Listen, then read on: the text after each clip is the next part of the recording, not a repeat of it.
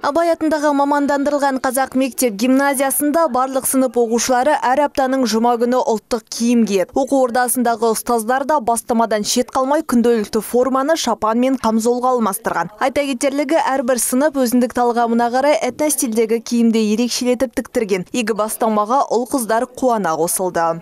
Біздің мектепте ұлттық құндылықтар туралы айтамыз. Әр сабақ біз ұлттар және құндылықтар және салт дәстүрлер туралы сабақ өткіземіз. Біз әр жұма сайын ұлттық киім киеміз. Маған өте ұнайды. Өйткені ол біздің ата-бабаларымыз дәстүрі және ол өте әдемі. Ұлттық киім біздің қазақтың ең басты байлығы болып келеді. Әр жұма сайын біз осы әдемі көркем ұлттық киімімізді киеміз. Біздің ұстазымыз Сушаш Мұнжан қызы әр сабақ сайын ұлттық нақыштармен қызықты сабақтарды өткізеді. Ұлттық құндылықты ұлықтауға атсалысып жатқан білім ошағында салт дәстүр, әдет-ғұрып пен мәдениеттің маңыздылығын насихаттап, тарихты қастерлеуге баулиды. Үзіліс уақытында ұлттық ойындар, мәселен, бес асық ойнап жатқан балаларды тамашалауға болады. Әдемі дәстүр ата-аналар қауымынан да қолдау тапқан.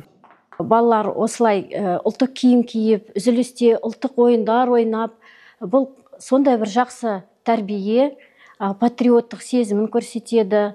Осы бастау маған өте ұнайды, ата-ана ретінде мен қабылдаймын. Себебі ұлттық киім балалар кигенде тәрбиелері басқаша өзгеріледі, басқаша болады. Себебі олар мәдениетін көрсетеді. Бастама біртұтас тәрбие бағдарламасы аясында ұлттық құндылықтарды насихаттау мақсатында қолға алынған. Қазір білім ошағында қазақ киімінде сабақ оқу дәстүрге айналды. Директордың сөзінше, төл мәдениетті ұлықтау мектеп қабырғасынан бастау алады.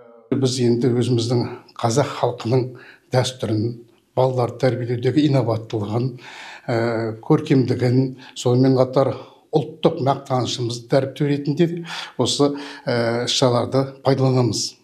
Сонымен қатар бізде мысалға ұлттық ойындар, ол енді міндеттелген әр сабақта, дене шынықтыру сабақтарында мысалға болып тұрады.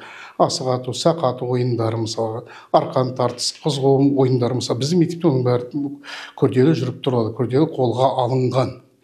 Абай атындағы мамандандырылған қазақ мектеп гимназиясындағы бұл бастама ұлттық болмыстың ұмыт қалмауына мұрындық болмақ. Айта кетейік, оқу ордасында барлығы 1056 оқушы білім алып, 93 ұстаз жұмыс істейді. Дана Асылхан қызы, Азамат Елубаев, Перу Северный телеарнасы.